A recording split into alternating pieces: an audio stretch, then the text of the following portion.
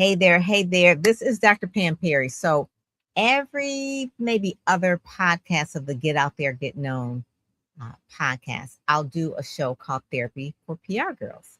Because typically I always talk about how to get out there, get known, how to use media, how to leverage press or how to get print or any of that kind of thing. And we're going to talk about that today. But we'll also go and you'll be like a fly on the wall with another PR colleague, Danielle Jeter. And we're going to be talking about things of the industry, going behind the curtain, so to speak, about what that all entails. And it's really, for me, it's like therapy, talking to another colleague about the whole industry and how it's changed over the years. So we're going to bring up Danielle P. Jeter right after this. I'm so excited. Welcome to the Get Out There and Get Known podcast. Join Pam Perry, veteran PR strategist, Emmy award-winning producer and publisher of Speakers Magazine, who will show you how to crack the code in getting out there to get known. Each week, she either interviews her media friends, PR colleagues, or she just goes solo, offering you strategies on publicity, publishing, and platform building. So listen up to hear how to get booked on media places and on superstar stages. Now, here's your host, Pam Perry. Hey there, hey there. Hey, Danielle. Good to see you. Good to see you. So, really starting out the gate, I will say that you are hailing from Atlanta still? You're still in Atlanta? Spelman grad? No, I actually live in Miami, Florida now. Oh my goodness, you have the nice weather while the rest of the world is in like a snow blizzard. You're in southern Florida. Okay, I won't be mad, but I am mad. Okay, I'm like freezing. I got a heater over here under my feet and everything. So give us a little background about how I know it's crazy. Give us a little background about how you ended up in PR. I know your background from Spelman and that sort of thing. And you've also been in dance and you did events and you have your nonprofit, Women in Media, Women in Global Media. Yep. Women in Media. So, Global. Yeah. You got it right. So give us a little bit of the backstory about how you ended up there and you know, because there's a whole lot of careers that people can go into, and PR is one of those fields where it's like kind of tough. It's not real easy, but tell us how you ended up in there. That's true. Yeah, absolutely. Well, it's so great to see you again, Dr. Pam. Thank you so much for having me today. My name is Danielle Jeter, and I am a two-time founder. I have an agency called AOI Events and Public Relations, and also Women in Media Global. And I got into PR through my love and passion for theater arts and dance.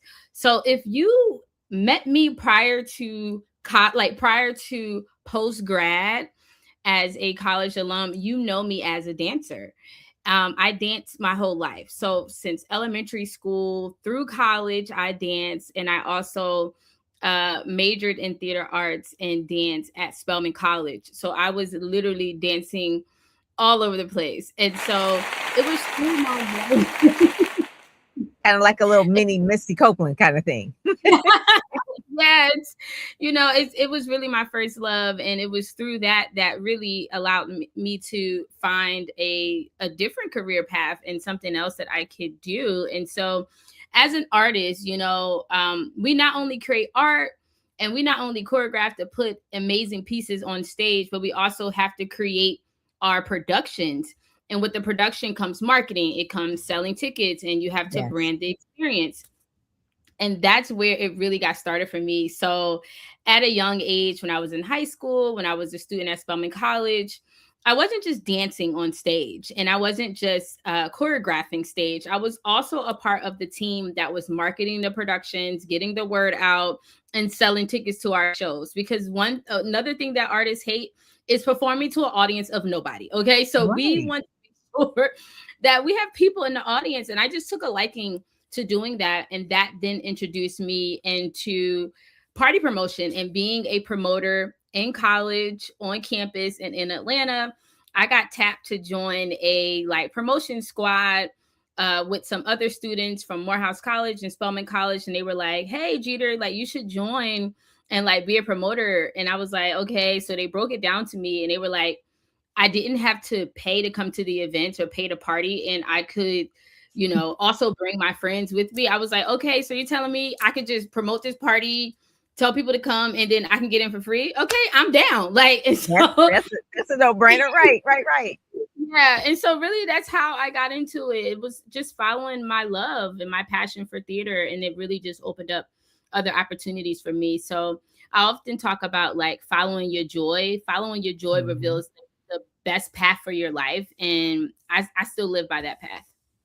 You know, a lot of people will say that party promotions and that sort of thing, because you started out, you know, doing that in college, but really when you get to like maybe doing talk shows and that sort of thing, they call that audience development, right? Just trying to build that audience, trying to get people or people in the seats, whether it's a conference, whether it's a TV show, a live TV show, you're doing audience development, or, you know, if there's a fundraiser, audience development, trying to do all of that. So part of it is now you have a 501c3. So not only are you doing the promotions for that, but you also have to do a little bit of fundraising as well, Right. because just because it's nonprofit doesn't mean that it runs for free. It runs by money. So you have to do the events, you have to do the programming, you have to do the fundraising, obviously the branding.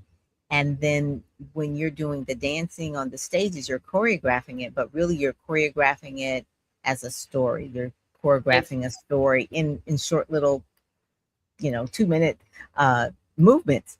And that has to be very, very hard to do. So now you're doing it with words, with events, through the nonprofit. So it's really, I guess you would say, in a way, you're doing promotions, but there's certain things that we can promote. We can promote anything. We can promote hamburgers, we can promote cars, but you choose to promote something that is meaningful to you. And what is that? What is the main thing that you're really interested in promoting or pushing the mission of? Yeah, Pam, you are amazing. That I love how you summed that up. That was awesome. I would say I have a passion for amplifying the voices of those who are underrepresented and underserved. Yeah. And those tend to be voices of women and also voices of people of color. And those are the lanes that I have found great success in, but also just a great passion for and bringing value to those spaces. Well, I want to say you've done a lot of events. How many events have you done? I've done like 400 events. Yeah. So I wanted people to hear that. Like, we're not just talking about a little bit. We're talking about a lot of events, right? That is really a lot of events. And each one of those are platforms or stages that you are amplifying voices. And whether it is of young women or women in general, African American women, you are really amplifying those voices. So give us, like, I know it's like having children, so you can't say, well, what's your favorite event? But give us some of the ones that you really enjoy, that you have seen like transformation happen. Yes. Every time we produce a Women in Media Global Conference, I mean, that is certainly a labor of love. And that event, just to see it grow and scale and what we've been able to do, that platform has really allowed us to create a brand and reputation that precedes me. And it's not even like anything. Legacy. Yeah. Like when we were creating the mission behind Women in Media and what we wanted for it to do and the impact for it to create, I had no idea how much it would like cycle out into the world and how amplified that platform will get and how many lives it would touch. I just knew that something needed to be done, and I rolled my sleeves up and we made it happen. But that experience is awesome because one of the things that people often say about women in media is that we put the women at the forefront and we put the women, you know, on the mic, and we amplify their voices and we give them an opportunity to shine. And it's a collective environment. It's a community. And just to see the women who have been able to utilize Women in Media as a resource and a tool for their career growth, I mean, it's amazing to see how the dots continue to connect. And it's just like, God, only you can orchestrate something like this because it's amazing when I see it. And just the stories that come out of what we've been able to do. So hands down, women in media all day. Yeah, I love that.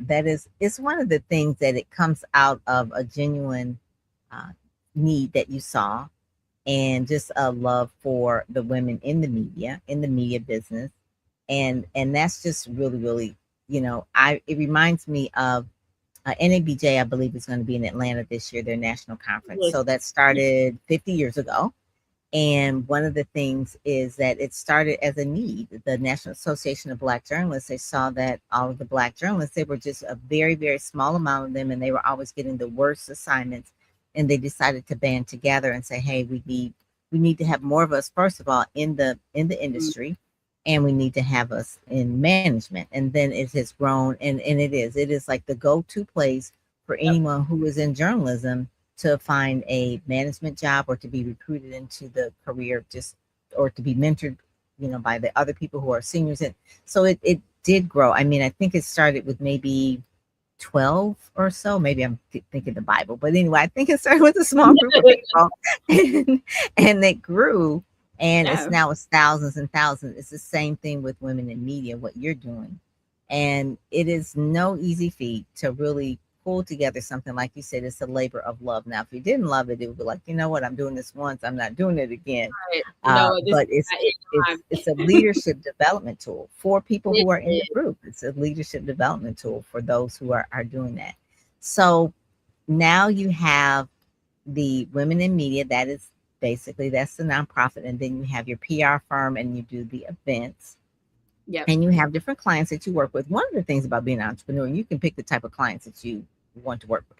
So if you were working in a PR firm and they say, oh, we got Dunkin' Donuts, you got to work on Dunkin' Donuts. So, that's the client they brought in, and you work on Dunkin' Donuts. It doesn't matter how you feel about the donuts. It's just, you got to work on it because it's right. But when you're an entrepreneur, you can pick the type of clients that you want to work with. I personally like working with speakers and authors. And I've always loved working with speakers and authors, and Speakers Magazine is an outreach of that. And then also doing the podcasting and doing events around speakers and authors, building their brand. So what are some of the favorite people? I know artists are part of them because you are one. So what other type of clients? I think I saw some political people in there as well. Sure did, yes. So I have a very extensive background in political communications and government relations. Okay. It doesn't get a lot of spotlight or play today, but that space has been an absolute game changer for my career, especially when I was younger. In my 20s, it really allowed me to get exposed to a lot of high-powered decision makers. And one thing about politicians, they are very ambitious, and they love a young talent who also has great energy. And they saw that in me, and they were like, hey, we have opportunities for you. We see something special in you, like come work on our campaigns. And as a result of that, I was able to contribute to several winning campaigns in the city of Philadelphia to elected officials who are currently seated in office, serving as their director. Yeah, so that we're not talking about little bitty cities. We're talking about major cities. Major city-wide campaigns are no joke. Yeah. And I absolutely loved every minute of it. And so both of these campaigns were citywide for City Commissioner Omar Sabir and seated council person Isaiah Thomas. I've also was on a couple of other campaigns with our district attorney, DA Seth, and so he is currently still in office as well. And I served as a advisor for our governor at the time, Tom Wolf, and that was for a commissioner position. I was on the African American Affairs Commission, advising the governor there as well. And just to think about the fact that I did all this in my 20s, I'm just like, it just blows my mind to just look at the things that I've been able to do in my career. And I'm grateful for that. So I love that work. I also like working, I do a lot of business professional work. So I might represent organizations and other companies. I love working with big consumer brands. I love working with wine and spirits companies as well. Consumer packaged goods is fun as well. I've had a lot of great success in fashion and wellness and beauty. And so those are just some of the industries those that are I've big. dabbled in. Yeah. Yeah. So one of the things about PR when I'm working with different people, they have to be a little bit ready, so to speak. And so their brand needs to be promoted, but their brand has to be solid. And so I found that the Branding Accelerator program, which is a challenge I'm doing, it just really helps people get their brand where they need it to be before we can even start getting them television, radio, podcasts, magazines, newspapers, because they think that, oh, these people, just call them and put them on. It's like, well, you've got to have A, B, and C. Yeah. So I call them markers. What are some of the markers that that people need? And I call this therapy for PR girls, because it's like us girls talking about it. And most of our clients think they're more ready than they really are. Right. Like someone will say, I have a book, and it's like, but you don't have a website, or the book isn't on Amazon, or I want to get on such and such, Tamron Hall. That's always the thing, or Sherry Shepherd or J HUD. It's like, okay, but you haven't even been in your local newspaper yet. It's like, no one knows you. And the thing that I try to tell people is that those national shows aren't in business to make you famous.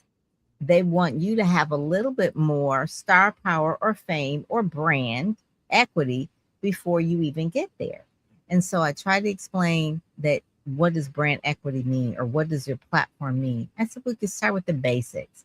If you have a really slamming social media following, that can maybe equal the same of you maybe getting some kind of attention from traditional media. So what do you say? What are some of the markers that you try to tell your clients that we need to hit this first, second, and third before we hit Oprah? Okay. Wow. Yeah. Everything you just mentioned was definitely spot on. I mean, I have a checklist as well to say, like, hey, these are the things that you need in order for your brand to be ready. And how about good photos? I was literally about to say content, like content. You have to have the content, from digital content to just basic things in your PR folder, such as professional headshots, not a selfie. Investing in professional headshots is something that I've over the years had to, like, it was like pulling teeth and trying to get people to understand that, like, I can't promote you while you're not playing the part. Your brand is not ready, and so having a professional bio as well. And then also having some sort of system and back office in your business. I think that is a that is really important.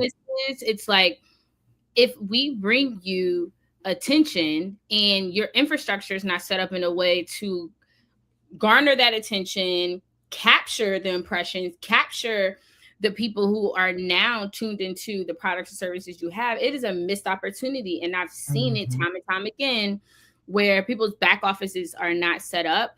And then there's also times where you have such busy CEOs or founders or executives, and it's like, your life is so all over the place that you don't even have space to actually work in tangent with a strategic partner to help you move things forward, because it takes time and you have to work on your brand. And so sometimes those things make it very, very difficult for founders who are just literally all over the place. And it's just that is so true. That part right there, Danielle, when you said they want to hire a publicist, a strategic partner, get me as much media as you can. Okay, we're ready.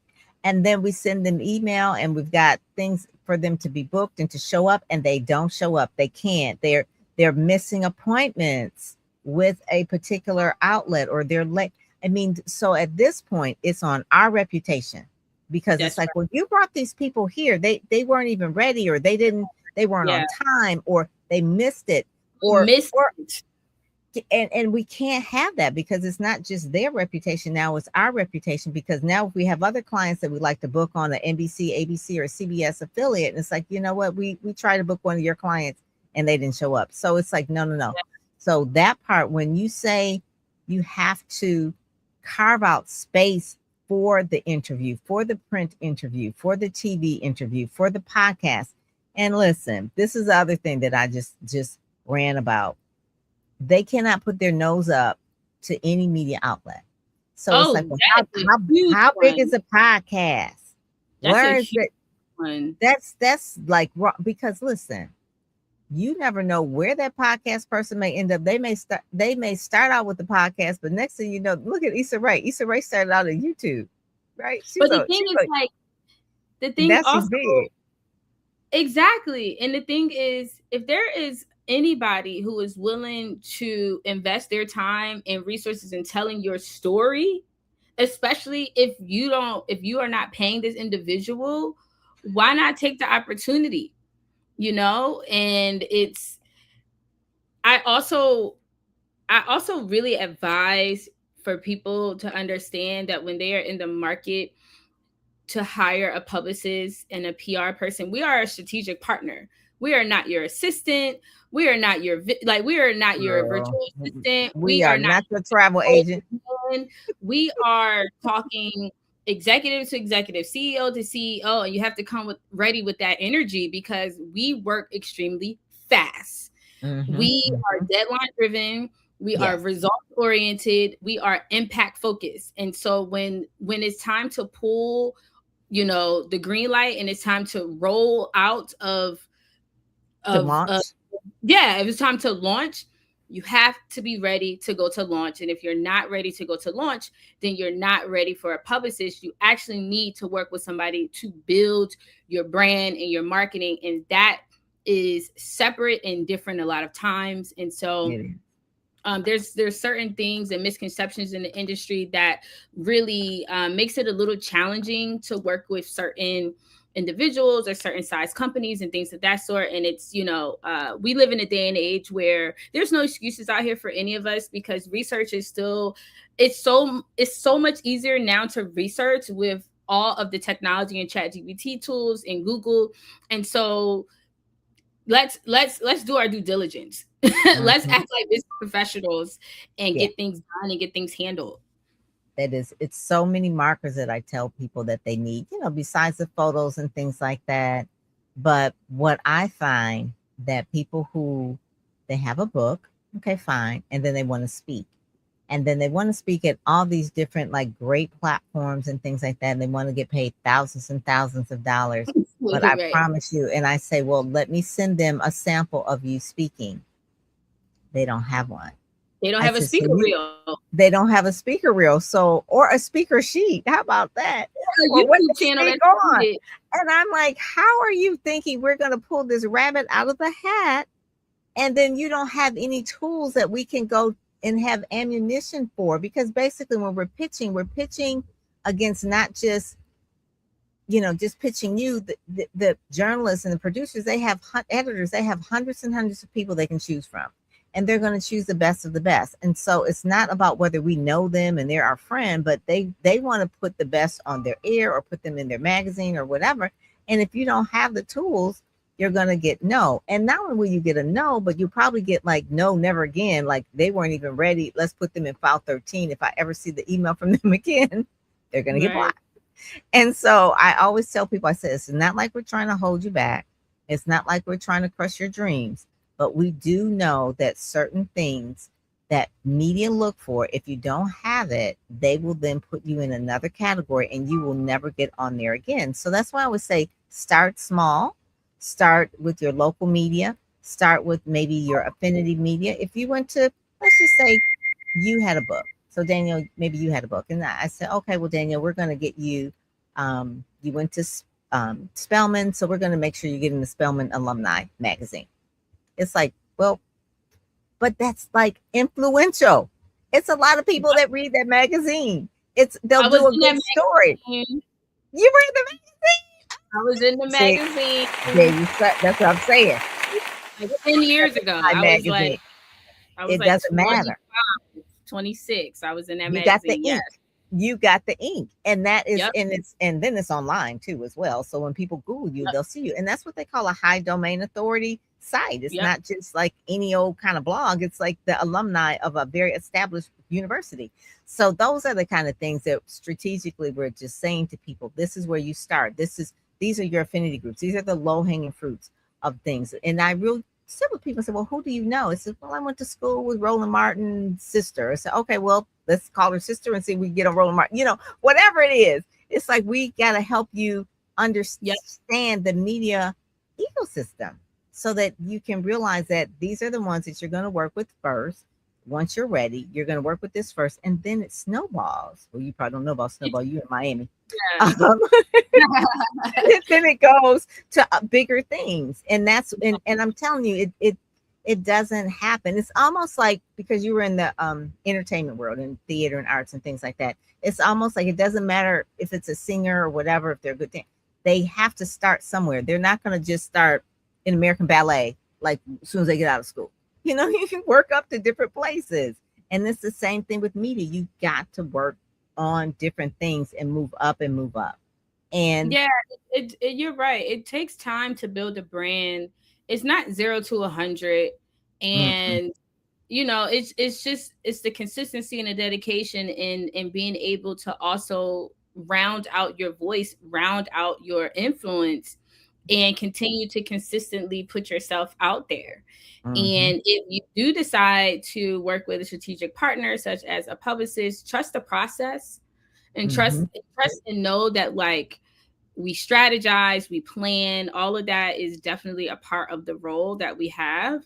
And it takes time to do the outreach and everything like that, and building your brand. But it's very possible. All of these things are possibilities if you just are willing to go the road, to take the steps and to do the right thing. And so it's never an overnight thing.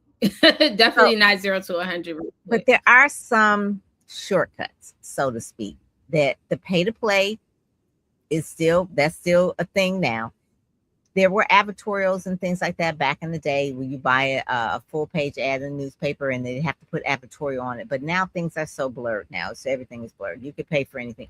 I mean, people were like, well, I was in Inc., I was in Forbes, and I don't want to say this in a negative way, but Forbes will kind of put their name on anything if they got a price tag. Okay. It's like you could write for Forbes if you have the right money, it's just, and so it's like, oh, it's Forbes. It's like, but is it really Forbes, or was it paid for Forbes? It's like, it's a difference.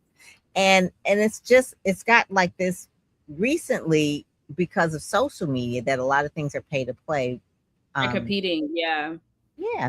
People can pay to get on podcasts. People pay to get in magazines. And that's a good way to start. But I won't say that eventually you want to earn the media. There's a way to own the media. Like we own this podcast. This is, you own your show and things like that. But earning the media takes time. But you can buy and pay to play, meaning like you can buy a column in a particular publication. You can write for a publication. I think it was a magazine called Brains or something like that. You could write for them and they charge you money. I was like, wow, being a journalism major in school, I was like, so this is how it's going now. But it's where you start and you don't stay there. You do definitely want to go on and do other type of earned media, But there are some TV shows, Danielle, like you can actually pay to be on those shows, the morning shows. I think they're called like Morning Coffee and things like that, where they will, and I just saw this maybe about 5 or 6 years ago, and I was in a hotel room and I was watching this show, and I was like, this must be paid because the guest was so bad. I was like, they were so bad. I was like, and I'm looking at it. They were just bad. And I was like, they must be paying. And so I stayed to the credits and I saw the end, and then I called the station. I said, do you all have paid programming? They said, yeah, we do. We call it sponsored posts or sponsored programming. I said, oh, okay. Not an infomercial. It was looked like a real news set. And I was like, oh, okay. And then from there, I was like, well, if they were just a little bit better prepared, you probably wouldn't have told that paid, but because they were so stiff and that kind of thing. But yeah, that's a change now. What is the things, the trends you're seeing for 2026 now that's going forward besides the AI? Well, people leaving TikTok. I saw people they leaving TikTok. Wow, where they going? They're going to Substack. There's something going on. People leaving TikTok. Got to look into that. Are they going to Substack? There are a lot of Substacks that are coming out for sure. Yeah, there are definitely a lot of Substacks coming out. And people are actually promoting also on Pinterest. So I see people promoting their podcasts and their digital products on Pinterest. Yep. Huh. I have a Pinterest account. It's probably really old, but I don't really promote there. Yep. Okay, so that's a new thing. Yep, products and services there, and it has something to do with SEO as well. Yes, they do have a good follow or do follow. Do follow. Yep. That is so. Good. I definitely saw those two things. Yep. Yeah. And just in terms of AI, I mean, it's getting out of control. I'm seeing people with their AI twins. They are just like losing their mind, especially. Definitely AI for sure. They're losing their mind. I'm like, these pictures, it's like, lady, now you don't look like that. It's like, really? It's they dreaming. They may be 70 years old and their picture looks like they are 30. Okay. It's like, you know what? You need to stop. AI is everywhere. Perplexity, I heard, is a very popular tool that people are using. Yes. Claude is getting more possible now as well because it has more security than ChatGPT, where Chat has really have a lot of substantial security, and so your data is being shared, but Claude is a little more safe. It's really funny too, because a lot of people feel like, well, I don't need to have a publicist because I have these tools, but really you need to know what's good and what's bad. So I can write a pitch by hand, or I can write a press release by hand without any tools. But I can also put it in ChatGPT, and I know when it's good. But if you've never written one before and you put it in ChatGPT, you don't even know what to say. Listen, these people who want to go back and forth and say that they can use AI to do your PR, I said go for it, because you're not. Yeah, they don't even know what's good. No. They don't even know what's good. I was like, oh, okay, all right, that's the thing. So listen, we're gonna end on this. So you've been dancing your whole life, and have you ever thought about opening a dance school one day? I have thought about that. I've thought about opening up a school. I've thought about opening up a studio and a school focused on STEAM, like a whole school: science, tech, engineering, arts, math. Okay, a whole school. And definitely a studio as well, some sort of open space studio, even a podcast studio. I've thought about all of those things. Yes. And I'm even thinking about getting certified in Pilates, because Pilates is so popular. That is popular and very expensive, I must say. I had no idea. When I went to Pilates class, I was like, oh, this is what they're calling Pilates. In dance, we call it warm up. This is our strength conditioning. Yeah, this is they put a formal industry name to it, but it's really how dancers warm their bodies up to dance.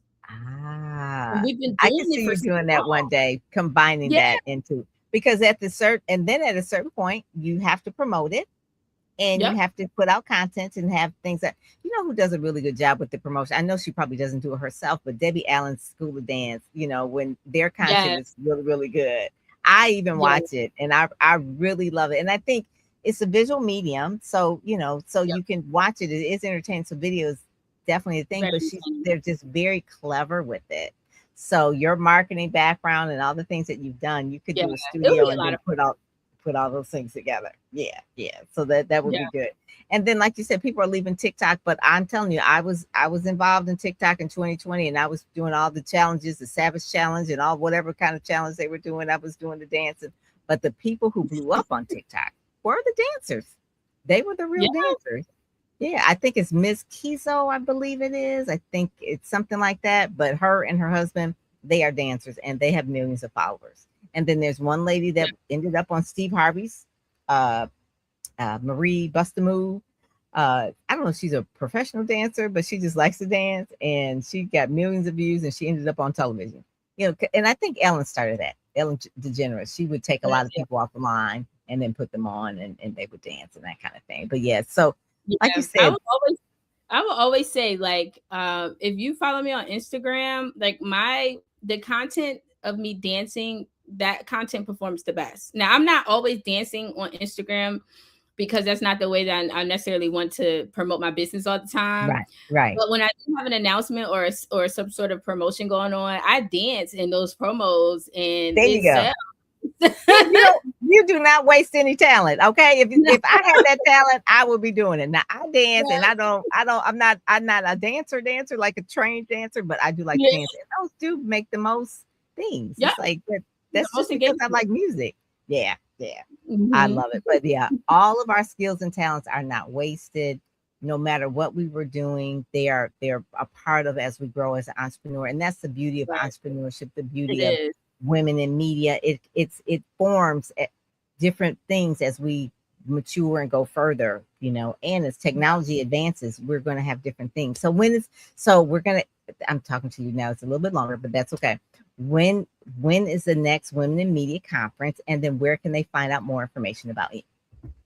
Sure. So we actually have Women in Media coffee mixers coming up, and that series is going to be kicking off in Miami, Florida. And we're looking forward to taking it to other places. We have a very big foundation in Philadelphia, and also Atlanta is another key market for us as well. So we're wanting to try something different and do our coffee mixer. So we're definitely looking for partners, also sponsors. Detroit. Yeah, we can do Detroit. In Detroit, bring me to Detroit.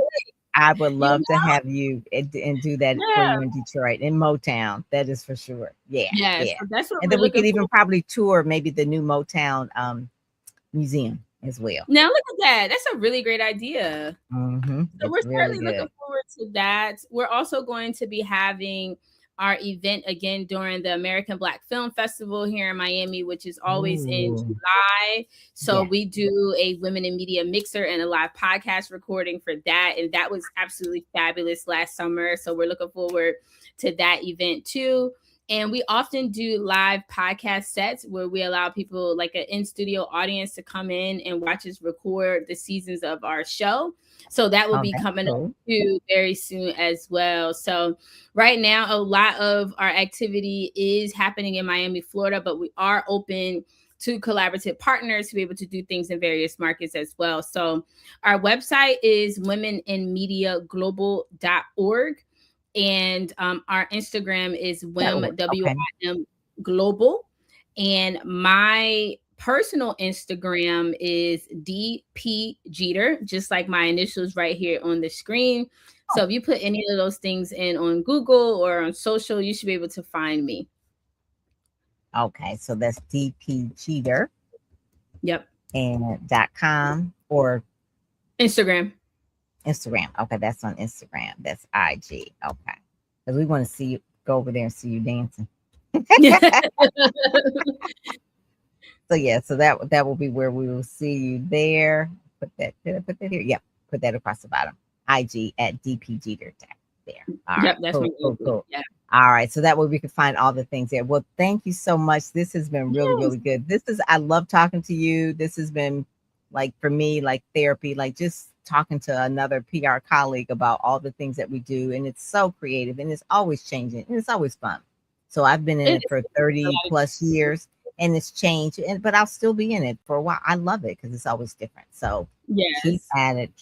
And when you get the studio going or whatever, just reach out. And, if you want to do something here in Michigan with the Women in Media, definitely for sure. We can get together for that. Okay. Thank you so much, Dr. Pam. This was a joy to join you. Thank you for having me on your podcast. You are an absolute joy to know. I'm so glad we're connected, and I look forward to staying in touch. Yeah. Yes, we'll do. All right. God bless you. Thank you all for watching. Get out there, get known. Take care. God bless. You've been listening to the Get Out There and Get Known podcast, brought to you by PamPerryPR.com. where you'll get insider tips on how to build your platform, pitch the media, and promote yourself with confidence. Head over to PamPerryPR.com and get the exclusive video training on the 7 must-have marketing materials you need before you pitch in order to be considered in media places or superstar stages. PamPerryPR.com, where you help you shine like a superstar.